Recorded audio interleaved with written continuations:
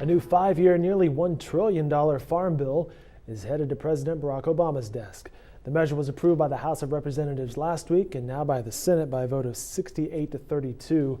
The legislation provides a financial cushion for farmers in cases of extreme weather and will cut about $8 billion over 10 years from the food stamp program.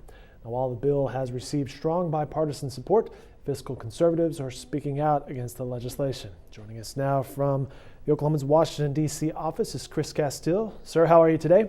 I'm fine, Dave. Thanks. How are you? Well, your Wizards beat up on our Thunder this weekend. My Wizards beat up on my Thunder. I was there. It was kind of a mixed deal for me. I like them both. Well said, sir. All right, back to the Farm Bill. Lawmakers like Oklahoma's Representative Frank Lucas have been working on this bill for a couple years. And what changes can we expect to see, and why did it take so long to pass?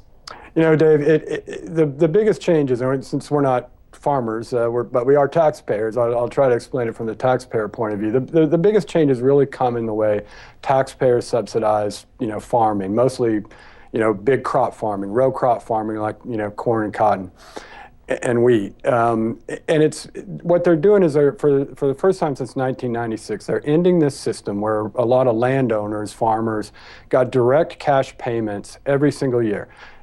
No matter how, whether they're having a really great crop year and price and everything, and really even, whether or not they planted crops. So they could have a stretch of 5 really good years crop-wise, they were still getting funded. They could have a stretch of 5 years and not plant anything and still get these payments. And it was almost $5 billion a year that these direct payments cost the taxpayer. So they've been controversial for a really long time. They finally got rid of them in this bill.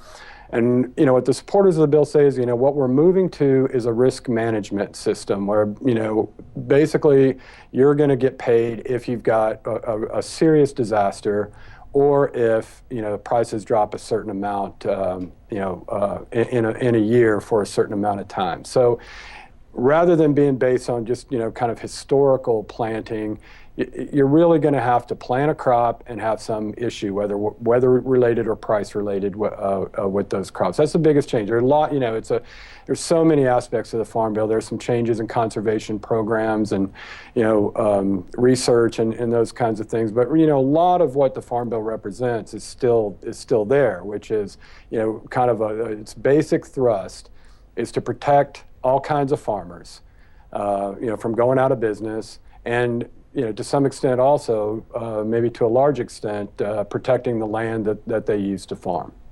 Chatting via Skype with the Oklahoman's Chris Castile, a farm bill, a $1 trillion or nearly $1 trillion farm bill headed to President Barack Obama's desk. Chris, let's talk about the local angle here. A majority of Oklahoman's delegation opposed the bill in the past week. Why is that? Yeah, right. That's true, Dave. I did some research on this, and it's the first time in 30 years that a majority of the Oklahoma delegation has voted against the Farm Bill. And that's not 30 farm bills, I should say. Most of these, average 5 years. So that's actually 6 farm bills. It's been since 1985 since most of the delegation voted against a farm bill. And the common theme, it was 4-3 against of the 7 members of the delegation. The theme common to all of their opposition was the food stamp portion of the bill, which is actually by far the biggest portion of the bill. It's, I think, $750 billion of the $950 billion is in food stamp spending over the next 10 years. And in the all-Republican delegation, what the opponents say is that, it just spends way too much on food stamps. There's not enough reform in there. There are others like Senator Tom Coburn who are also against the farmer welfare part of the bill. He's really concerned about how federal aid to farmers distorts the markets for various crops. That it's just not really a fair market system when you're basically guaranteeing an income to farmers of various crops, and it distorts what's planted. He and a Democratic senator had an amendment that would have limited how much crop insurance help, federal taxpayer help, you could give to farmers who make $750,000 a year or more.